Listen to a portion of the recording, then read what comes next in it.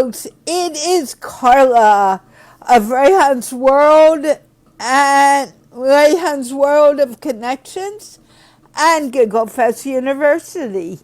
And I am here to speak with Sabine Janssens, who should be here any moment to talk to me about her life and her work. She's a psychologist and she does a lot of work with stress release, which is something that everyone is interested in these days.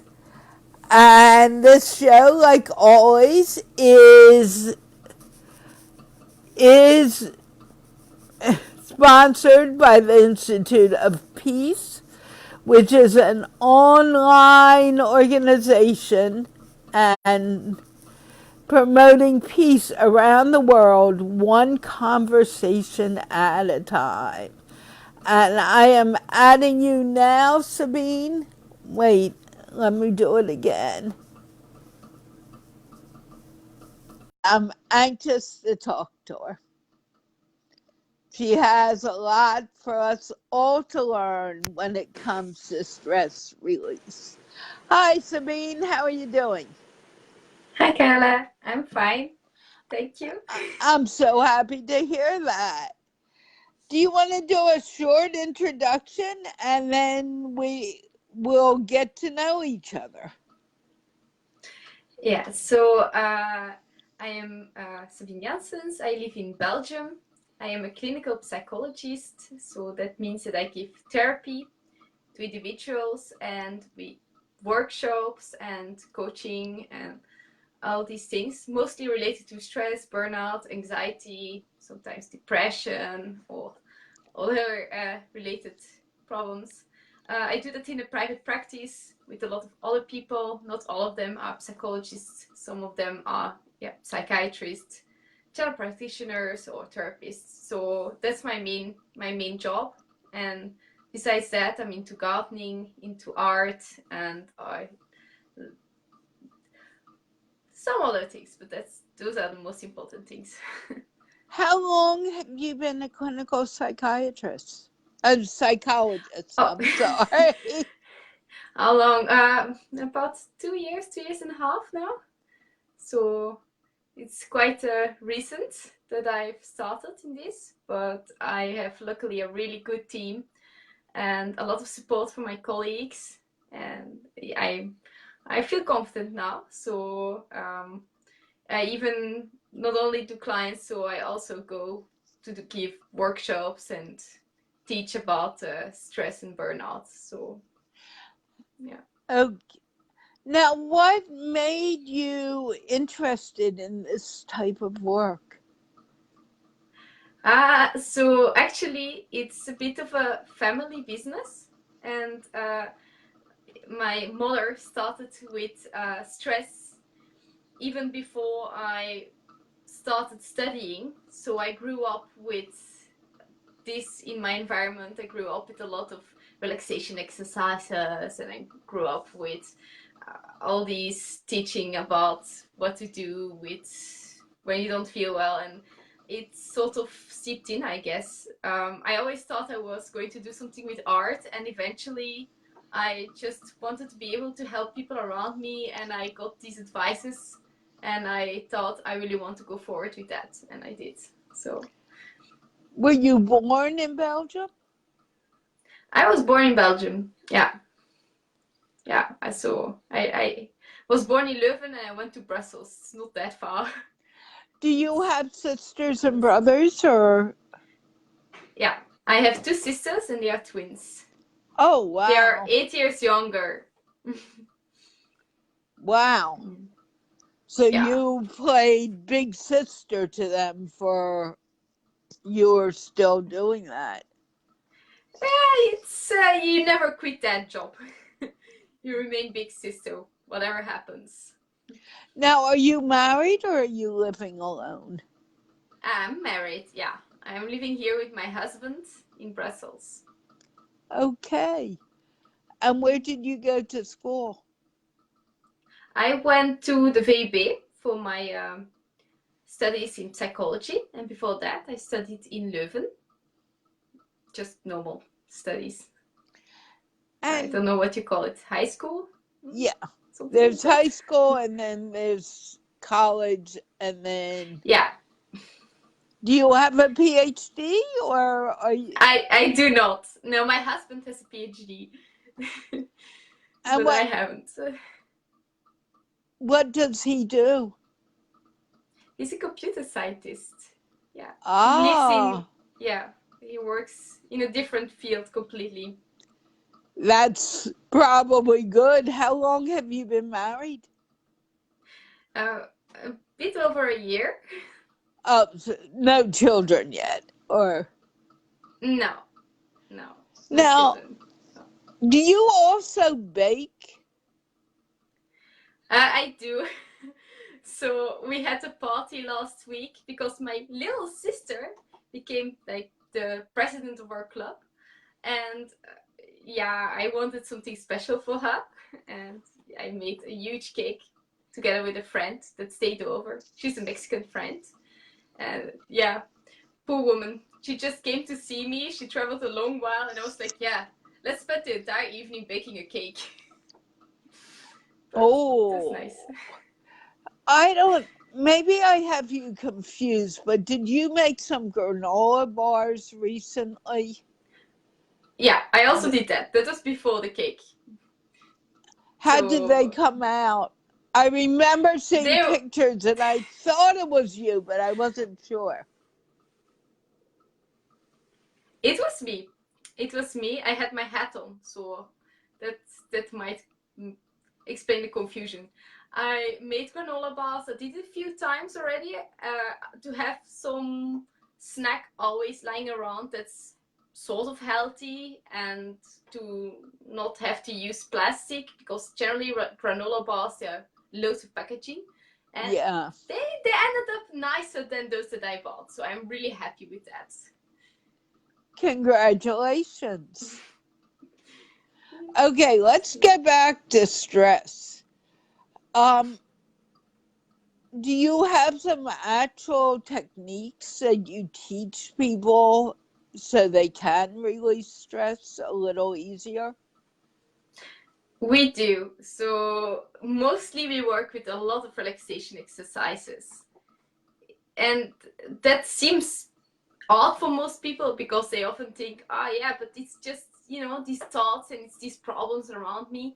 But we find that if you just slow down your breathing, that all these other connections, the thoughts, the feeling of tension, they just disappear. And it's a bit of a discipline you have to do in the beginning. And we find that if we ask people in a group to do that, we mostly ask them, okay, just count your breathing for 1 minute. And quite often you will find that people's breathing is about 15 breaths a minute, more or less. Some are even 20, some are even 30. And others, they can get to 10, 12, but almost no one gets underneath 10. And then I asked them, how many breaths a minute do you think is optimal for relaxation? What would you say if I asked you what's the optimal breathing for relaxation? How many times a minute? 7 or 8. That's quite close. That's quite close. I rarely get that answer. So yeah, the optimal amount of breathing is 6 a minute, and that's. I almost said 6, and then I thought I was maybe a little off. Yeah. No. But if I ask people to do it the first time, so if you want to breathe 6 breaths a minute, this means 3 counts in and 6 counts out. Most people can't do it. They just get nervous and they say, no, this breathing is too slow. No, it isn't. It feels slow because most of us, we're breathing too fast all the time. I have maybe once or twice had people that breathe normally. Yeah. Now, what causes stress? What can we do to avoid stress? So stress.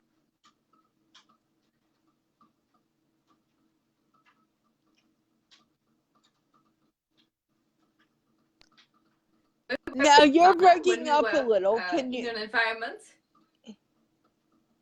Sorry. begin that again, because you're breaking up a little and I don't know Yes. why. And this is So important. I want to make sure people hear what you're saying. thank you. So it starts with the reactions of our ancestors in the savannah. They used to have this environment where they could have a lion coming, sneaking up behind them without them knowing. And then suddenly they see this lion and they have to have an instant reaction. And this instant reaction, it's fight or flight or freeze, they also say this one. But that's not a really good reaction with a lion. So if you've got a lion, you instantly need to run or fight, otherwise you won't survive. So it helped us a lot. This is just an instinctive reaction we have. We have the adrenaline that's being pumped. We have the eyes that open up to see where all the danger is. We've got our muscles tensing. We've got our breathing going faster and faster because we have to run. We need to have this fast breathing when we have danger.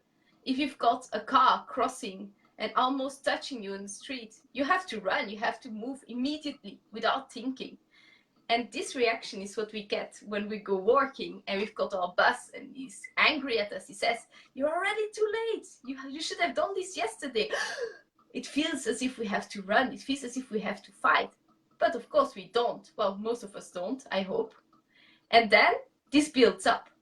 Because all these reactions, this tension, it remains in the body. We don't have any outlet. And then we get headaches, then we get depression, then we got all these problems building up. Almost every psychological problem is actually caused by stress. So this is huge. I'm not exaggerating this. I have so many clients with severe psychological problems, and just by doing a lot of breathing exercises, they get an impact on that, a significant impact. And that's amazing. So this reaction that we had, that used to be useful, that used to help us to react really fast, now it's not so useful. Now it's a problem. So we have to control it. We have to feel when are our muscles tensing. So this is also one of the exercises we do to feel the difference between tension and relaxation. Most people, when they come to me, they don't feel their bodies. They live in their heads. They don't live in their bodies. Yeah. Or would you say more their heart than their head, than their body? Heart, maybe. But still, I think that the way that we say heart, it's still mostly our thoughts. It's not our feelings as much. But maybe I see this wrong. No, you're I fine. Think... Now, yes. What are some of the things that cause stress in the body? Well, most of the problems we get, not with stress, we get once. If you've got a car that almost touched you in the street, that almost got you, and you just get away from it safely, then the minutes that follow, you will have your heart beating fast. You will be, oh my God, that happened. But then, an hour later, you will be relaxed. The problem is if we continue to have this stress and we do not relax. So if we continue to have project after project and high expectations, and we actually, the most important thing is we don't feel like we can control it. We feel like these things from outside, they just come and we don't have an impact on it. We can't control them. And another very important easily, that's appreciation. If we don't feel that people are appreciating us. Go on. Some of your words are getting lost, so I'm a little concerned. Do you have earbuds? Yeah. Do you have Sure, yeah. earbuds? Yeah, Yeah, I I think have it them. may help. Good, keep them in. Yeah. Let's talk But I about also have, stress. I've got a French accent. So, No, that's not the problem. The problem is your okay. voice goes in and out. So if I ask you to Oh, repeat, it's only because I couldn't hear what you're saying. There's something with your internet connection. Can you hear me oh. easily? Hmm. I can hear you easily, no problem. Yeah. Okay. Now, talking about stress, Yes. can a simple thing as being upset about a school project create stress in the body? Or wanting some tea and not being able to get it cause some stress or strain in the body? Is sickness caused by stress? All these things can cause stress. And the most important thing is what we think about these things. So, if we, our interpretation of this situation will have the impact. Some people will go to an exam and they will think, oh nice, an exam, a challenge, finally I will show the professor all the things I know, and this is really the opportunity I've been looking forward to. And someone else will be, an exam, oh no, I don't think I know enough, and they will see that I didn't study hard enough, and they will think I'm an idiot and I will fail and my parents will be angry. So it's not the situation, but the way we look at the situation that creates the stress.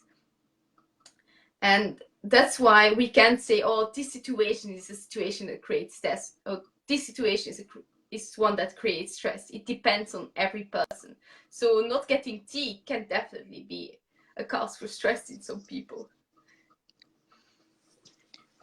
Are What there we then say is that we I'm can, sorry. yes? Go on. I interrupted you. I thought you were done. Continue. Yeah. What we do then is we ask people, is this a thought that's actually helping you? Could you find one that's more useful for that?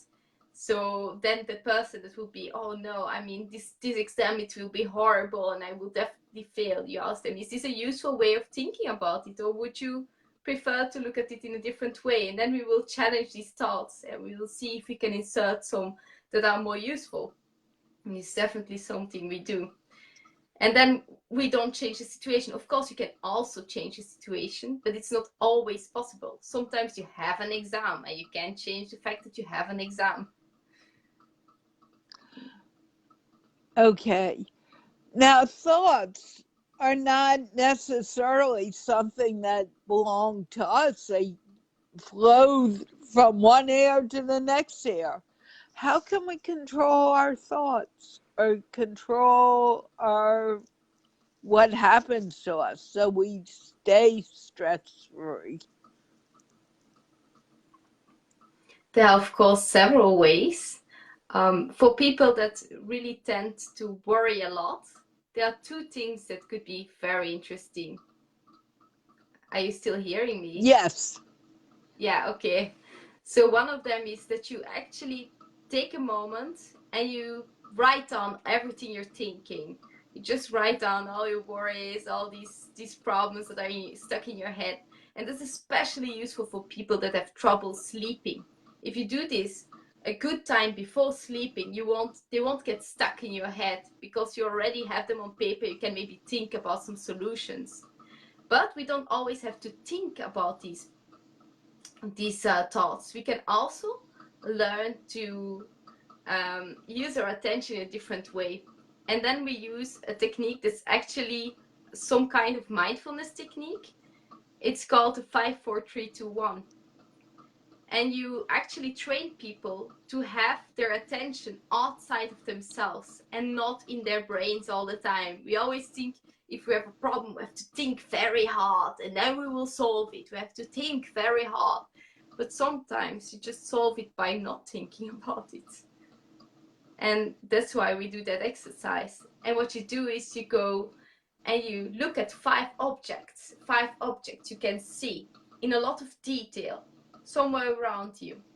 And you say, yeah, I can see the door and it's white and it's got, I don't know, some kind of paint on it. And you do that for every object. And then you take 5 things you can hear. And you focus on that one by one. I can hear a car, I can hear someone talking. And after that, you go to 5 things you can feel. And then you go into your body. You don't go into your thoughts. You go into, I can feel that I'm sitting on a chair. I can feel that I've got earplugs, and so on. And then you do this 4 times, seeing, hearing, feeling. 3 times, 2 times 1. And by the time you get to 1, you're calm. Everyone is calm. And if you can't sleep, this is a perfect way to get to sleep. If you can't focus on your exams, this is the perfect thing to do while you're doing exams.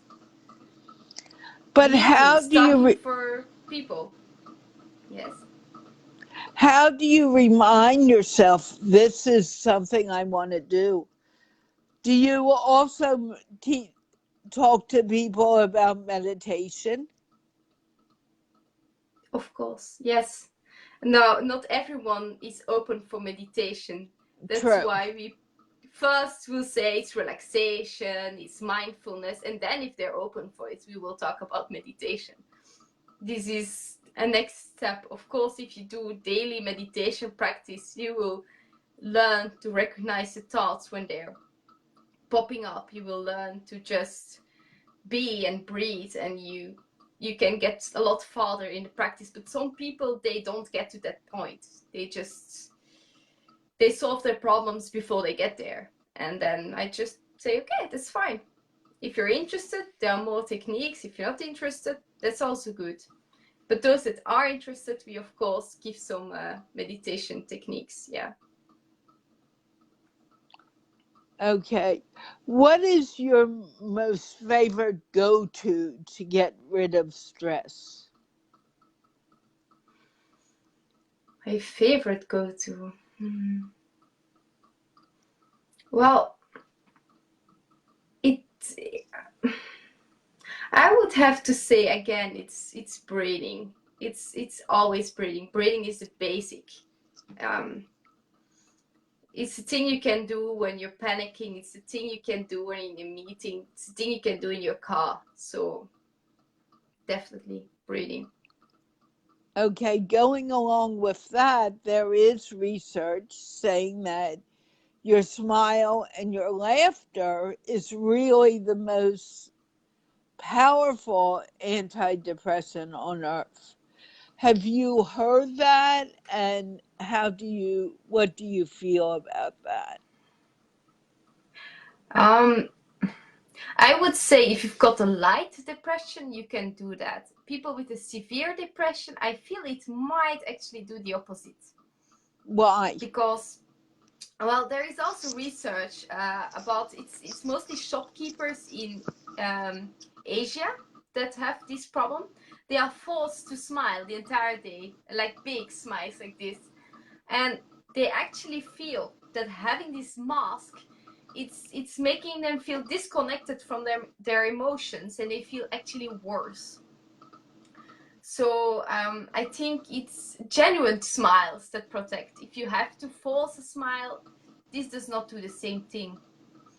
But of course, laughter and jokes and humor, that's super important. But it's not, yeah, of course, that's the thing. That's a problem with research. It depends on which people do it. Because I know there is this research that if you just put something in your mouth and you hold it like that, you're actually feeling a little bit better because you're using these muscles. So maybe it's just not something to enforce on people and do for a long time, but it's important to think about humor and laughing. think like this. I have done research on it. I'm not fighting you, I'm just curious. Hmm? And in the research, I have found that, and I've read this in several different articles, that there Hmm. are glands right under the eyes. Hmm. And when you smile, you activate those glands. And they Hmm. send a message to the brain saying, hey, endorphins, go in, be happy, to every cell in the body. And within seconds, your body begins to relax. Have you read any of that research? This one I haven't read, no. No. Nice to know. I suggest you look it up. I'm not telling you to take what I say, verbatim, because you need to find it yourself. But I know I had an experience when I was still teaching school where Hmm. I had a really, really bad day. I took the kids down to their bus and I began walking back to my classroom. I saw someone and he said, you look like you had a good day. You know, what are you talking about? And he said, you're smiling. I have trained myself to smile. And he said, you're smiling. You look happy. And I said, well, that's interesting because I had my wallet and I had my wallet stolen that day by one of my students. A lot of negative things happened. What would you have told me to do to release the stress and strain other than a smile and some laughter? I would probably have asked you what you are proud about the way you handled this difficult situation. So, which aspects of your way of handling this are you proud of? Say that I didn't get the last word. So, in the way of coping with the situation, what are you proud of? What is the problem? No. About which aspect of your coping with this problem are you proud of? What is I'm asking you, what is the best way to deal with all that stress being put on you? I mean, the whole day, everything that happened was extremely stressful.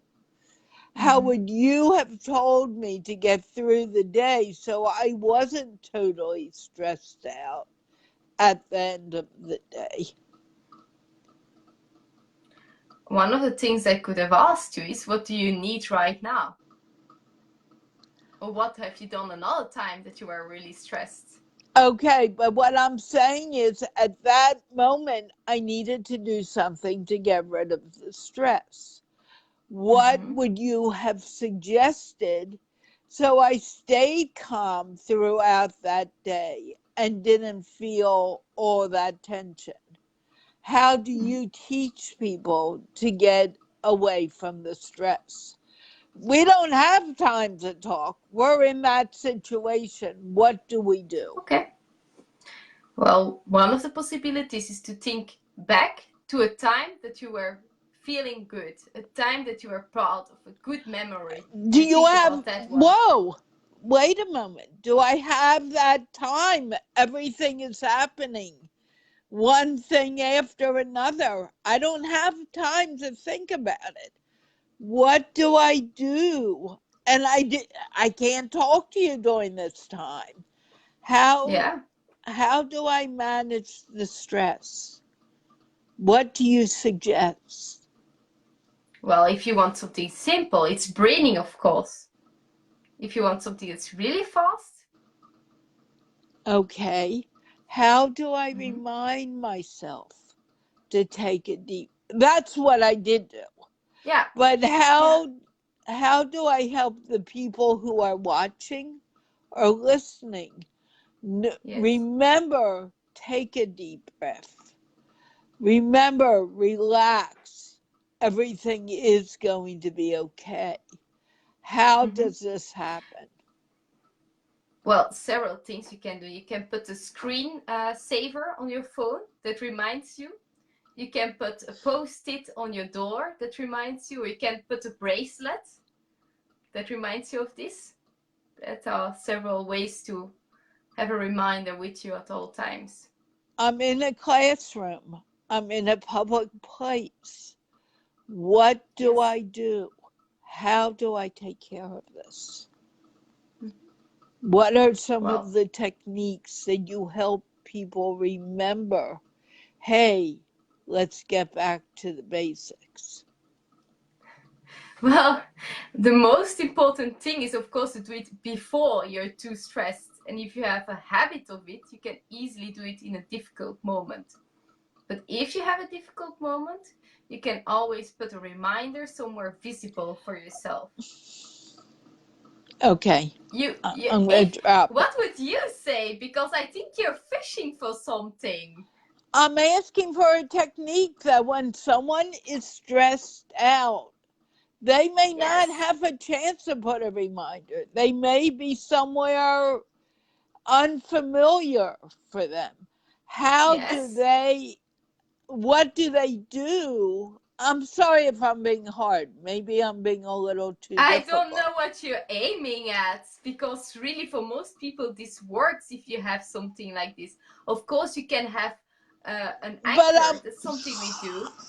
A I posture you do with your hands, or a certain word you say to yourself. that's what I'm saying. How do we help people remember to use those techniques? Mm-hmm. If let's say someone's out in a different country and their wallet is stolen, how do we Yes. help that person remember this technique so they feel they relax? Mm-hmm. For this, if you really want something strong, it's an anchor. It's a movement or a word you say to yourself to remind you, and that's tied to a response of relaxation. This could be very useful. So how do you help your, maybe I'm asking too much, how do you help your clients remember? What do you do? What do you suggest for them to help them remember how to be less stressful So, so they can deal with that stress a little more positively? mhm.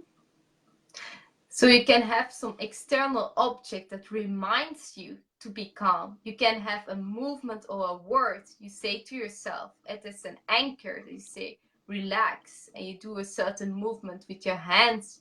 You have a certain image in your head, and this can help a lot of people for that. True. And what I'm asking you, do you have a specific technique to help them remember to do that? You're getting Well, you upset. can. Well, let me I finish. am not upset at all. No, No, explain. no, no, you're not I listening. cannot I'm get asking upset. you a question. Listen to the Yes. question. A Yes, of person course, is Carla. very Explain. a person is very upset. She or he needs an anchor. What type of Yes. anchors do you suggest? The person's nowhere near home, nowhere near a place familiar. How does that person remember to use the anchor? That's what I'm asking. Maybe I'm not being clear. It's possible, and I don't mean to be rough. I'm just curious of how to help someone find that anchor so they can go forward without getting to a total meltdown or a um total inability to deal with it. Mm-hmm. Does that make sense? Maybe I'm not making sense. That's It possible. makes some sense. It makes some sense, but I think what you're asking is to install an anchor when someone is stressed, and that's really difficult. Not saying it's impossible, but it's difficult. We install it before someone is stressed. When you're calm, you go back to a safe place. You go back to a positive memory, and then you do a certain movement like this. This is what people do. Yes. If not, let me finish now. If not, I am if going someone to. is already panicking, you have to stop them and you have to help them at that moment. Because it's not the moment to learn something new. If someone's panicking, you can't learn. You're not using your frontal lobe, you're using your Correct. emotional lobe, you're using your amygdala, and you cannot learn something new. Does that make sense this way? I agree with you. Yes. I'm not being clear. And I'm about to give up because I can't get clear on this. I'm asking you, what are some techniques that you teach someone to help them know to use their anchor? Maybe you're out late at night and you're alone. What do you use? What do you say? And the person's just afraid of walking alone in the dark or at night. How do you help a person get over that fear?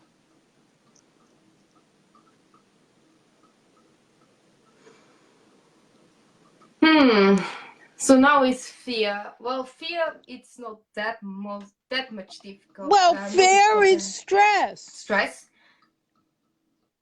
Yeah, a form of. When you're so again, when someone's afraid, to change their way of thinking, like I said before. You depending panic on how because you're afraid. Of course, you can do one or the other. Correct? What's going on? Yes.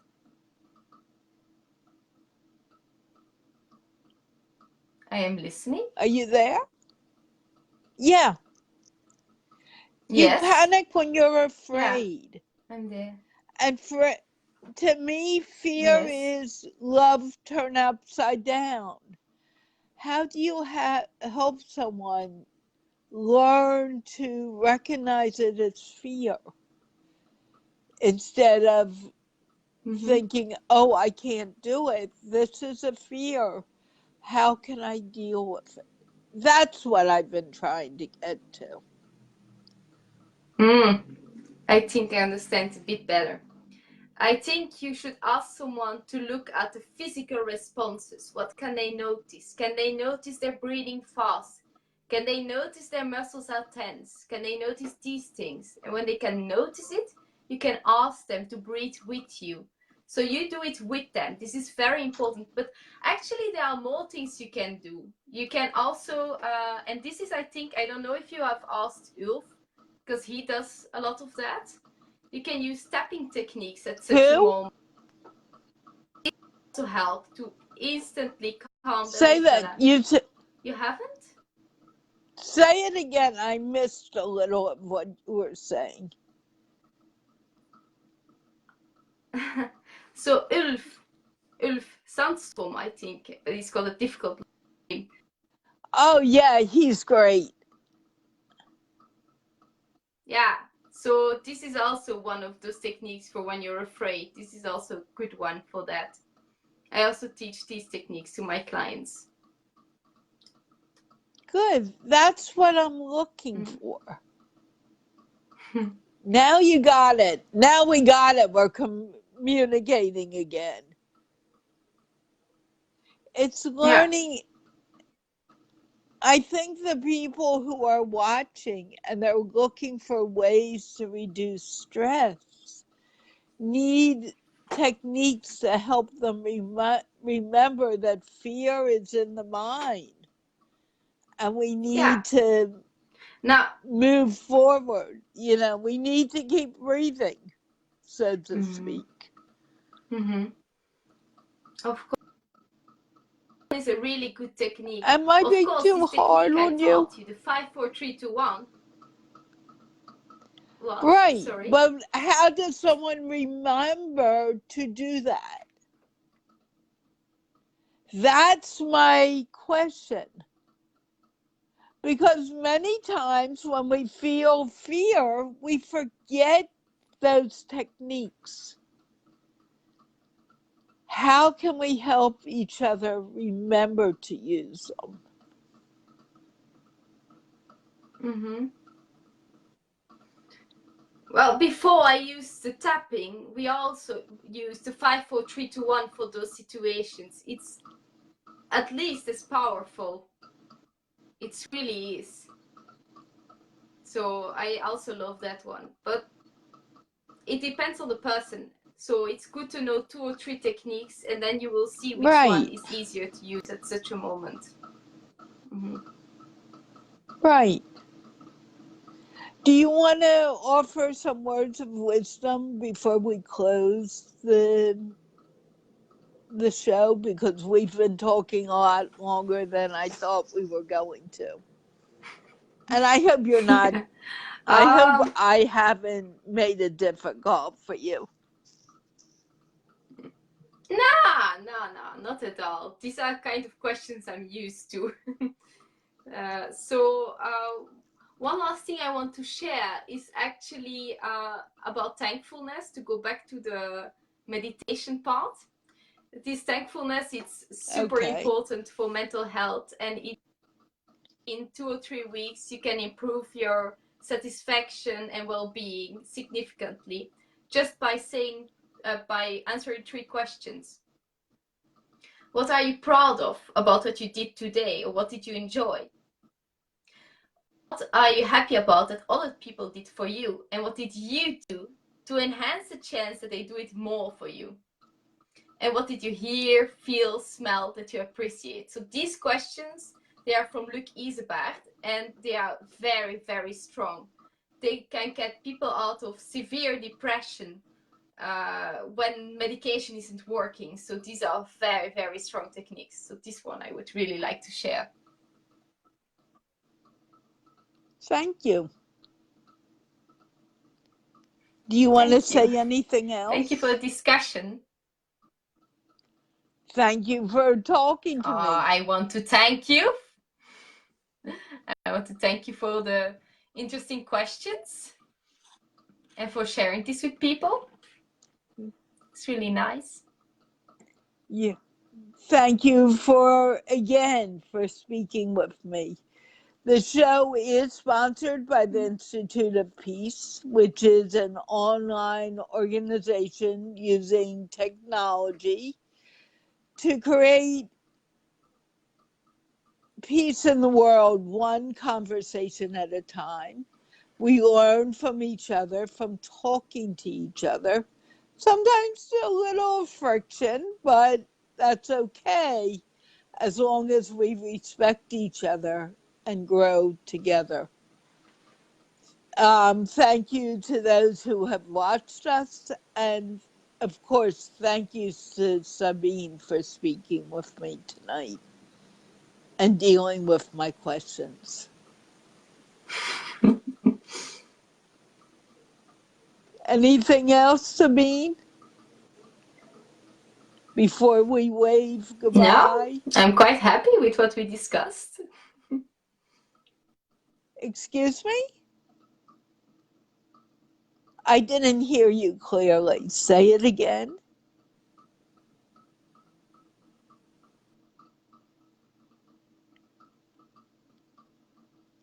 I can't hear her anymore. Can we wave goodbye, Sabine? Bye, everyone.